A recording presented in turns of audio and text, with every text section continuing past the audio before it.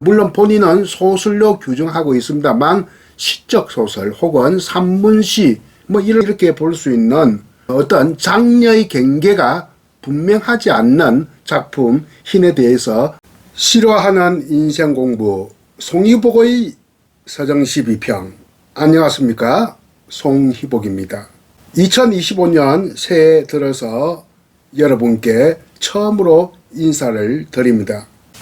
이제까지 제가 이 강의를 매주 한 차례씩 해왔습니다만 지난달 2024년 12월은 시국도 어수선하고 해서요, 조금 제가 절제한 면이 있었습니다. 올해 들어서는 한 달에 2, 3회로 강의를 줄일까 합니다.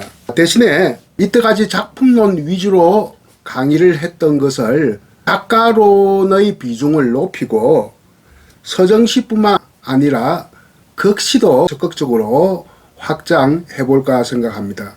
그리고 올해 2025년은 우리나라 시문학사에서 의미 있는 일들이 참 많이 있습니다. 한 가지씩 이야기를 하자면 김소월의 시집, 유일한 시집 진달래꽃 올해 간행 100주년이 됩니다. 그래서 작년에도 김소월 90주기를 맞이해서 많은 시들을 강의했습니다만 올해도 역시 마찬가지로 이어질 겁니다. 또 하나, 올해는 해방 80년이 되는데요. 해방 80년은 바로 윤동주 80주기가 되겠습니다.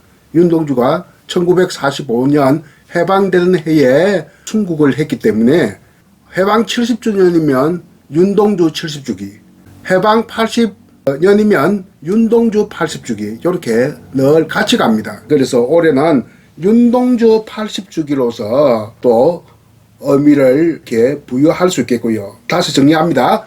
진달래꽃 간행 100주년, 윤동주 80주기, 마지막으로 하나는 서정주 탄생 100주년이 되겠습니다.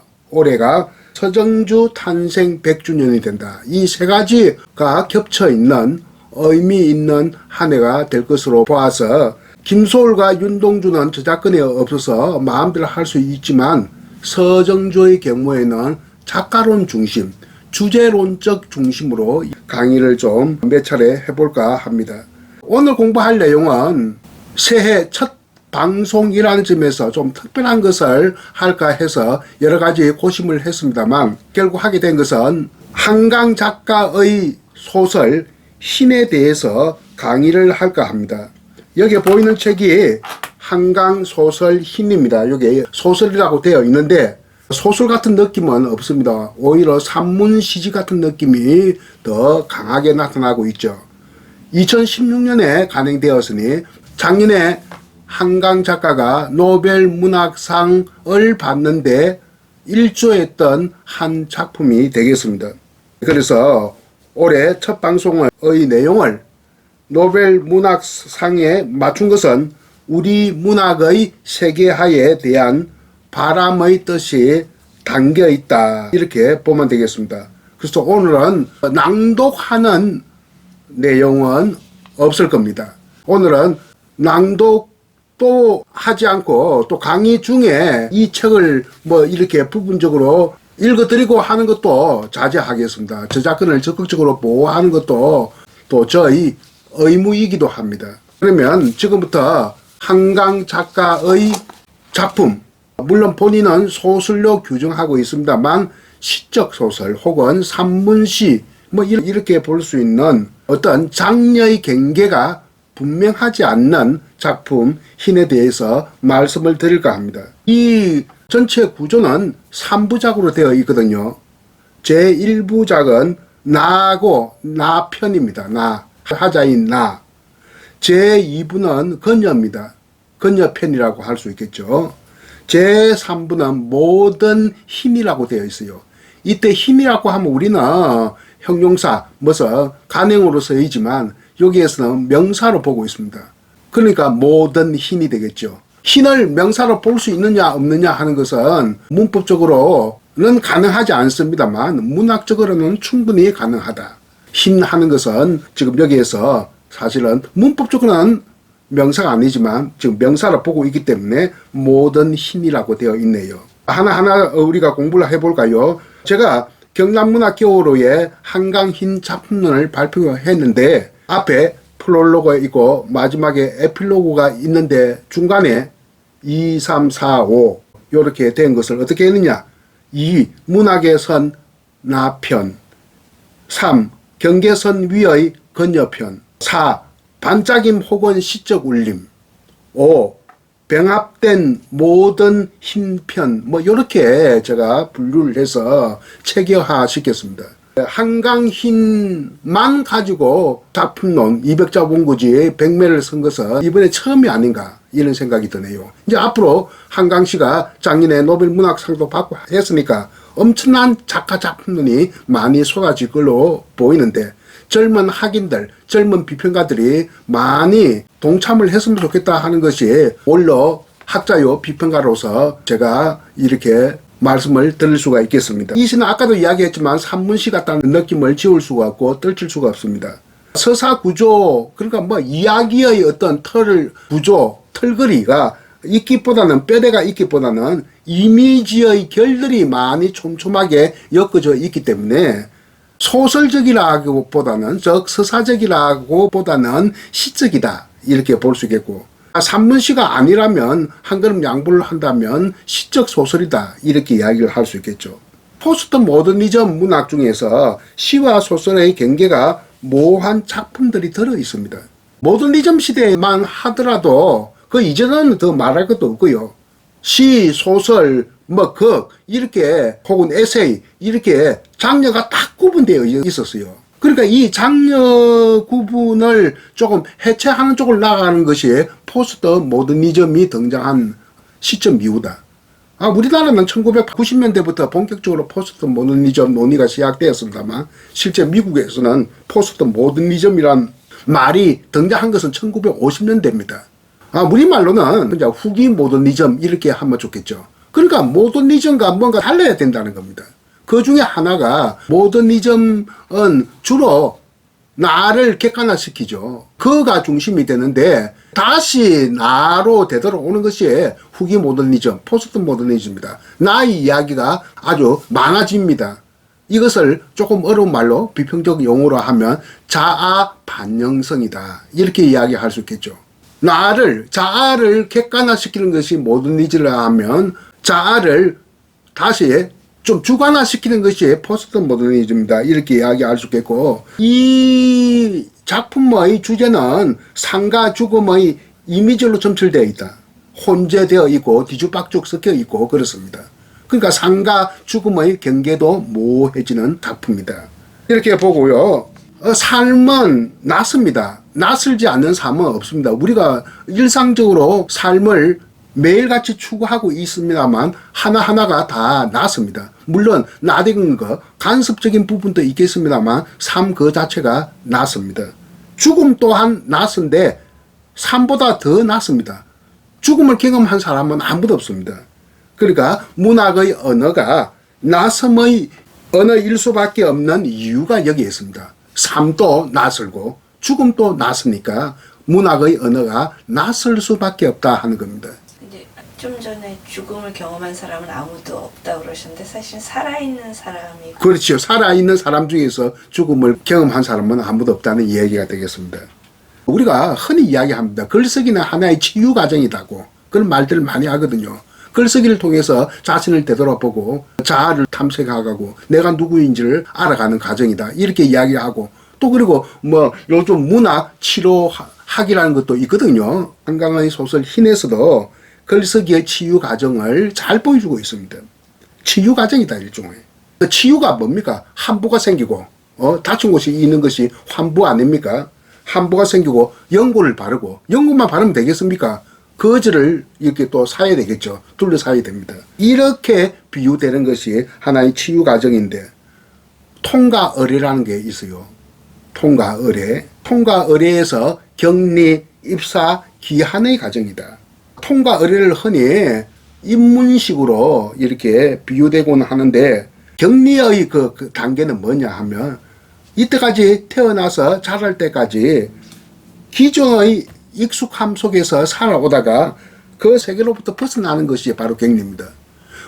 가장 이해하기 쉽게 이야기하면 대학을 가더라도 집에서 대학 다니는 학생들도 많이 있지만 또 적지 않는 학생들이 자기가 살아온 고향에서 공부하지 않고 딴 데 가서 한단 말입니다. 외지에 가서 공부하는 학생들 많아요. 초등학교, 중학교, 고등학교까지는 부모 밑에서 고향에서 공부를 하는데 집에서 학교를 왔다 갔다 하는데 시골 학생이 서울로 오거나 또 요즘 또 서울 학생이 또 시골 가는 경우도 많이 있어요. 그렇게 되면 이제 고등학교 졸업하고 이제는 갑자기 찾아온 성인의 세계, 이제 미성년에서 성인의 세계로 이렇게 들어서고 또 부모하고 이렇게 헤어져서 살게 됩니다. 이것이 바로 격리다. 그럼 격리하면 그게 또 새로운 세계에 진입을 하게 되는 거죠. 그 입사입니다. 입사란 말은 글자 그대로 해석하면 회사에 들어가는 것을 말하지만 여기서 입사란 의미는 새로운 낯섦의 세계로 진입하는 것. 그래가지고 거기서 많은 고초를 겪다가 어려움을 겪다가 살아가는 일이 어려움 없는 일이 어디 있습니까? 정신적으로 성장을 하게 되는 것이죠. 정신적으로 성장하는 것뿐만 아니라 사회와 가정을 밟게 됩니다. 사회와 가정을 밟으면서 결국 자기가 있던 자리로 되돌아가려고 하죠. 거미항향. 자기가 꿈꾸던, 자기가 생각하던 그 세상으로 되돌아간다. 자기가 꿈꾸던 세계로 되돌아가려고 노력한다. 이것을 비환이라고 하죠. 이런 단계, 치유 과정이나 통과 의례 과정은 좀 비슷한 3단계로 구성되어 있다. 문학 작품을 하면 3부작으로 구성되어 있다. 이 소설의 구조가, 구성 체계가 바로 3부작으로 되어 있으니까 나, 그녀, 모든 힘으로 되어 있는데 이것은 바로 치유 과정, 한부와 영고와 거저의 과정, 또 통과 의례 과정, 격리와 입사와 기한의 과정과 조금 일치하는 부분이 있다. 이렇게 이해하시면 되겠고요. 나는 바로 화자입니다. 여자입니다. 원래는 자기 위에 딸이 있었고 아들이 있었는데, 그러니까 셋째로 태어난 딸인데 첫 번째 딸, 둘째 아들은 태어나자마자 죽었다. 바로 이 이야기가 이 서사 구조의 강렬한 동기가 되겠습니다. 그리고 자기 밑에 또 아들이 있다. 그 막내 아들인데 죽은 첫째 딸, 둘째 아들은 태어나자마자 죽었고, 셋째 딸, 막내, 넷째인 막내 아들이 있는데 남동생이죠. 그러니까 셋째, 넷째만 성장을 하고 첫째, 둘째는 태어나자마자 죽었다. 그래서 이 소설에 보면 벤의 옷, 강보로부터 시작을 하는데, 벤의 옷은 아기가 태어난 것을 축하하는, 기념하는 조금 옷인데 손바닥만한 옷이겠죠. 벤의 옷. 그리고 강보는 그걸 추운 날에 춥잖아. 더울 때도 마찬가지입니다. 보자기 같은 것을 사지 않습니까? 아이들은. 그걸 강보라고 해요. 벤의 옷과 강보로부터 이 이야기가 시작되는데, 나의 아버지는 시골의 초등학교 교사다. 아주 추운 날 어머니가 외딴 사택에서 갑자기 산통이 찾아와서 그 애가 좀 몇 달 빠르게 태어나려고 했던 모양이에요. 애가 나오려고 하는 것 보다 해서 어머니가 벤의 옷을 짓고 또 스스로 탯줄도 자르고 해서 애를 겨우 낳았는데, 딸을 태어나게 했는데 1시간만 죽었어요. 그래서 죽지 마라 제발 하면서, 하지만 결국은 죽게 되고, 강보의 사인체 벤의 옷을 입고 벤의 옷은 수의가 되고, 탄생을 축하하는 벤의 옷이 바로 수의가 되고, 강부는 관이 되어서 아버지가 디산에 파묻었다 하는 이야기가 이 소설의 강렬한 동기가 되겠습니다. 이것은 자전적 요소의 개입이라고 볼 수 있겠네요. 한강 작가의 아버지는 또 유명한 한성원 선생이거든요. 이 한성원 선생 역시 젊었을 때 전라남도 그 시골 초등학교 교사를 했습니다. 그러다가 강주로 가서 중학교 교사를 하게 됩니다. 그러다가 그것도 그만두고 전업 작가로서 성부를 걸겠다 해서 강주의 그 중학교 교사를 그만두고 가족들을 이끌고, 그러니까 한강 나이 어릴 때 가족들을 이끌고 서울로 입성해서 그 성공적인 작가의 삶을 살았습니다. 그런 점에서 볼 때 아버지가 시골의 초등학교 교사였다 하는 거 보니까 정말 한강 위에 태어나자마자 죽은 언니가 있었을지도 모르겠다 하는 생각을 하고 그런 것을 제가 또 얼핏 본 것 같습니다. 이런 모든 것이 모순 등가의 관계를 가지고 있어요. 이 벤의 옷이 바로 상가 죽음의 모순 등가. 등가는 말을 잘 가져야 됩니다. 등가. 똑같은 값어치를 가진 거.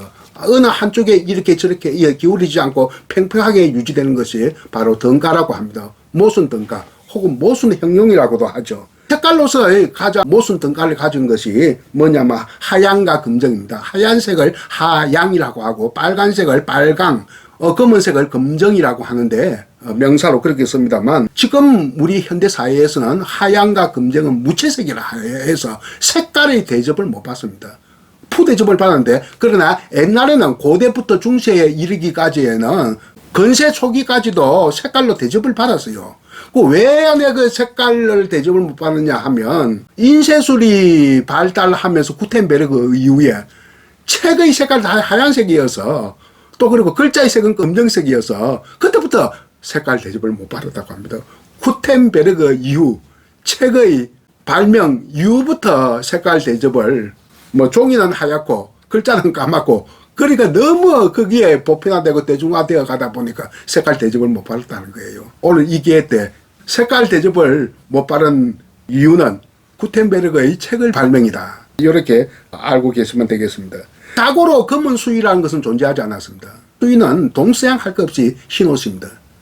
그래서 왜 고인은 흰옷을 입고 내세를 준비한다 해서 하얀 바탕 아무것도 없다는 것을 의미하는 무의 상태에서 새로운 세상을 맞이한다 해서 동서양 옛날 오늘날 할 것 없이 수의는 흰색이다. 그리고 전문객은 반드시 검정색을 입는다. 그런데 우리나라는 고인도 흰색이고 전문객도 흰색이죠. 상복을 입고 상복은 상주들이 입으니까 조금 약간 이야기는 달라집니다만 우리는 검정색을 입고 왔는데 조문하러 갔다는 게 있었는지 모르겠습니다만 옛날에 우리가 검정색 옷이 없었거든요. 예전에 안 그랬는데 이게 현대로 오면서는 그렇게 되죠. 서양의 영향을 받았어. 그래서 여기 아까 내가 벤의 옷 이야기했는데 이 벤의 옷만 따로 떼어내어서 하나의 화소입니다. 여러 가지 화소들이 있어요. 화소라고 하는 것은 화, 대화, 해화할 때 화자. 여기에서는 이야기 화자입니다. 소는 요소입니다. 여러 가지의 화소들이 결합이 되어서 서사 구조가 되고 또 소설이 만들어집니다. 이 중의 화소가 아까 하나가 벤의 옷이고 강보고 이런 것들이 있는데 이 화소도 벤의 옷이라고 하는 화소만 끄집어내어서 떼내어서 따로 15분짜리 영상물을 만들었어요. 2016년 이 소설이 발간되고 난 직후 같아요. 공동작은 소설가 한강과 미술가 차미혜 이 두 사람이 공동작으로 하고 근데 사진 때 찍고 했는데 여기 보면 사진들이 많이 남았어요. 내가 얼마나 읽었든지 이게 빽빽하게 이 글자와 이 줄이 그어져 있습니다. 이게 제가 이거 공부하려고 이렇게 빽빽하게 했습니다. 보면 이게 중간중간에 사진이 있는데 이때 썼던 사진들입니다. 이때 썼던 사진들이고 그리고 이걸 보고 퍼포먼스 아트라고 하는데 좀 특이한 예술 장르라고 할 수 있겠죠. 한강 차미혜의 퍼포먼스 아트. 제목은 벤의 옷입니다. 그때 작가의 말로 이런 말을 남겼다고 합니다. 누가? 작가 한강이. 이것은 그러니까 퍼포먼스 아트 벤의 옷은 그 말입니다. 언어도 아니고 침묵도 아닌 언어도 아니고 침묵도 아닌 언저리에 이때 언저리라는 것은 경계선 이렇게 보면 되겠습니다. 언저리에 어두운 밑면에 고이거나 흔들리거나 부스러지는 것 이렇게 의미를 부여한 적이 있습니다. 아주 모호하고 애매한 이런 의미 부여네요. 우리가 철학에서나 소설 이론에서 자아와 세계의 무슨 대결, 분리 이런 말들 많은데 자아는 세상의 모든 나를 뜻합니다. 나. 등장인물 한 사람 한 사람은 다 자기에게는 나가 되겠습니다. 굳이 주인공이 아니라고 해도. 보통 우리는 자아라고 하면 소설 이론에서는 주인공을 말합니다만 거기 등장인물 전체가 상대적인 자아라고 할 수 있겠죠. 자아는 세상과 늘 이렇게 차단되어 있고, 차단된 것은 보통 담이나 벽으로 이렇게 암시되어 있습니다. 비유되어 있죠. 나의 공간, 세상의 공간을 이렇게 분리하는 것은 담, 벽 이런 것인데, 이 공간과 공간을 차단하는 것이 벽이라면 이어주는 것이 문이에요. 문을 열면 이 공간과 저 공간을 이렇게 연결시켜 줍니다. 그 나는 소우주가 되겠고 세상은 대우주가 되겠는데, 보통 비유적으로나 상징적으로 대우주를 이렇게 제시합니다. 이미지적으로, 이미지상. 지평선이 있는 대지나 사막 같은 거, 또 망망대해, 또 끝없이 넓은 하늘 등의 이미지로 제시되는 것이 일반적인데, 이 나와 세상의 경계선에 나가 이렇게 서 있는데, 이때의 나를 페르소나라고 합니다. 저 경계성의 페르소나라고 하는데 보통 경계인이라고 합니다. 세상의 모든 인은 경계인입니다. 경계인은 심리적으로 모호하고 동요하는 상태에 빠진다. 이 소설의 나 역시 경계선에 서 있다. 이 경계선에 서 있는 이러한 특성을 두고 경계성이라고 한다. 경계성이라고 하는데, 이 경계성에서 바로 이쪽으로 갈 수 있고 저쪽으로 갈 수 있고 삶으로 갈 수 있고 죽음으로 갈 수 있고 이렇게 우왕좌왕하면서 심리적으로 혼돈 상태에 빠지게 됩니다. 여기 이 그 소설에서 가장 많이 나오는 단어는 제가 보기에는 도시 같아요. 도시가 굉장히 많이 나오고 있거든요. 이 도시는 여기서는 세속 공간을 말하고, 그 세속 공간 외에도 어떤 뭐랄까 신화적 공간들로 상징되는 이 공간들이 많이 나옵니다. 무슨 만년설, 갈대숲, 그 우푸늪과 같은, 우푸늪 알죠? 갈대숲 같은 것들, 뭐 이런 것들이 그 신화적 공간들이 나오는데, 이것을 우리는 성소라고 하거든요. 성스러운 장소. 성소와 세속 공간으로서의 도시 사이에 그 경계선에 서 있는 존재가 바로 우리 현대인이다 하는 사실을 이렇게 비유적으로 혹은 상징적으로 보여주고 있다. 그래서 이 소설을 보는데 경계성의 그 의미를 잘 파악해야 된다. 그러니까 장녀도 시도 아니고 산문도 아닌 아주 어정쩡한 경계선에 서 있고, 아까 저 퍼포먼스 아트에서 작가 한강이 말했듯이 침묵도 아니고 언어도 아니고 그런 말을 했는데, 침묵도 아닌 혹은 그렇다고 또 언어도 아닌 그 경계 선상에 놓여 있고, 삶도 아니고 죽음도 아닌, 현실도 아니고 초현실도 아닌, 그리고 상징도 아니고 상징 너머도 아닌 이런 그 경계성에서 나가 세상의 무수한 나들이 존재하고 있다. 여기에서 이제 병합의 단계로 나아가고 있습니다. 이것이 3부작 중에서 제3부에 해당되겠습니다. 일종의 애도의 편이다라고 할 수 있겠죠. 3부 중에서 타자의 어머니는 평생토록 애 2명을 낳고 죽은 것에 대한 어떤 트라우마를 가지면서 한을 품고 삽니다. 그리고 서럽게 살아가다가 좀 이른 나이에 죽었다. 어머니를 타자는 화장을 시켰다. 화장을 하고, 장례식 화장을 하고, 그리고 그 이후에 남동생이 여자를 한 처녀를 알게 되어서 결혼을 하게 되어 있는데, 치마저고리, 어머니 영혼이 입을 치마저고리를 준비해가지고 천도제를 지내는 것을 이렇게 보여줍니다. 천도제. 그래, 영혼을 위로하는 그런 의식이죠. 불교의식입니다. 그러니까 장례식 의식과 천도제 의식을 지내주는데, 장례식 화장은 성화라고 한다면 이 천도제는 정화, 깨끗하게 하는 것, 정화이다. 성화에서 영성을 부여하는 것이 정화인데, 이것이 연기로 변형된다. 그래서 치마저고리를 올리고 그것을 불을 태우는 것이죠.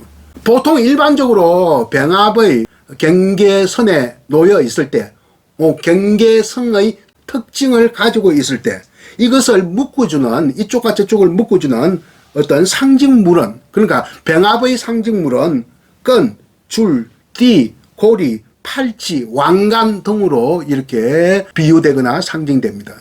그런데 이 소설에서는, 한강소설 흰에서는 어린 잎사귀, 또 낮에 뜬 반달, 그늘진 거대한 얼음, 무슨 자작나무 숲, 뭐 이런 것으로 보여주고 있습니다.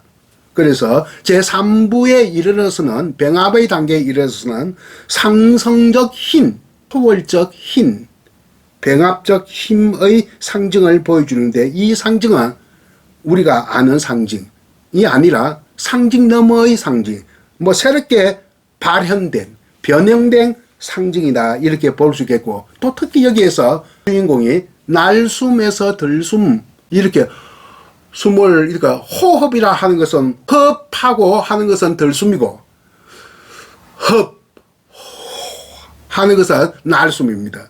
그러니까 날숨에서 들숨 이런 그 표현이 나오거든요. 숨을 들여 마시다 하는 말이 나오는데 이것은 새로운 연결의 상징이다. 숨을 새롭게 들여 마시면서 나와 세상은 하나로 연결시킨다 하는 것을 보여주고 있습니다. 신은 기독교에서 어떤 그 상징적 색채냐? 영적 컬러라고 해요. 기독교에서는 흰색은 영적이다 이렇게 봅니다. 그리고 인상주의 화가는 특히 프랑스 인상주의 화가는 흰색을 정오의 태양빛으로 이렇게 생각을 했습니다. 우리식 관점에서 흰색은 무엇일까요? 벽사진경입니다. 벽사진경, 사악함을 물리치고 경사스러움으로 나아가는 것, 이것을 벽사진경이라고 하죠. 이 벽사진경의 흰색은 바로 주술적인 힘이 있다고 볼 수 있겠습니다. 이 우리식 그 관점의 흰은 민속적인 상징관념인데 앞으로 이제 노벨 문학상 수상 작가이기 때문에 한강 씨가 그 많은 연구 결과물이 나올 겁니다. 민속적 상징관념을 놓쳐서는 안 될 것 같다 하는 생각이 듭니다. 왜냐하면 그의 아버지 한성운 선생의 그 작품이 불교적인 거, 민속적인 거, 정근대적인 거, 뭐 이런 것들이 많이 나타나 있거든요. 그 아버지의 영향을 안 입을 수가 없죠, 딸이. 어릴 때부터 아버지 서재에서 책을 가져다가 읽고 했으니까 영향을 안 받으려고 해도 안 받을 수가 없는 그런 환경 속에서 작가로 성장을 한 겁니다. 이 민속적인 상징관념에 앞으로 초점을 맞춰서 연구되어야 하지 않겠느냐 이런 생각이 들고요. 작년 2023년 지금부터 한 달 됐네요. 12월 10일 2024년 12월 10일 드디어 시상식이 있었습니다. 저는 올해로 문학을 한 지가 문인으로 데뷔한 지가 42년째입니다. 올해 42년 동안 우리 말글의 문학을 해오면서 정말 내 죽을 때까지 우리나라 작가가 정말 노벨 문학상을 받을까 안 받을까 참 궁금했는데 정말 내 살아생전에 받았어요. 이 얼마나 꿈 같은 순간입니까? 마치 내가 받은 것처럼 이렇게 기쁜 일인데 드디어 한 달 전 지난달 12월 10일 시상식이 있었는데 여러분들도 TV에 봐서 잘 알겠습니다만 굉장히 화려한 시상식이지 않습니까? 스웨덴 국왕이 노벨 문학상 메달 및 그 정서를 직접 그 수여하고 그 수여식이 있기 바로 앞에 작가 소개를 했습니다. 수상 작가 소개를 했어요. 누가 소개했느냐 하면 스웨덴 작가이고 한림원 위원인 어떤 한 분, 우리야 잘 모르죠. 그분이 어떤 사람인지. 근데 굉장히 유럽에서 유명한 작가라고 해요. 뭐 이름도 아주 그 낯선 이름인데 하여튼 이렇게 했어요. 오늘 노벨 문학상 수상할 작가 한강 씨의 작품 세계를 짧게 한마디 말씀드리겠습니다. 해서 했는데 그의 작품 세계는 흰색과 빨간색의 만남이다. 이런 말을 했다고 합니다. 흰색, 하양 아닙니까? 빨간색, 빨강 아닙니까? 그러면서 그 작가가 이렇게 또 덧붙였습니다. 하양은 죽음과 슬픔의 상징이요. 빨강은 생명과 상처의 상징이다. 이렇게 설명을 했다고 하는 것을 제가 모 신문 기사를 통해서 확인을 했습니다. 오늘 우리가 흰을 공부했는데 바로 시상식장에서도 이렇게 한강 작가의 작품 세계는 하양과 빨강의 연결, 즉 만남이었다. 이런 말을 한 것을 보니까 제가 새해 첫 회로 송출되는 강의 내용을 한강 씨의 흰으로 선정하기를 잘했다 하는 생각을 해봅니다. 잘 들어주셨으면 대단히 감사하고요. 또 다음에 여러분을 찾아뵐까 합니다. 안녕히 계십시오.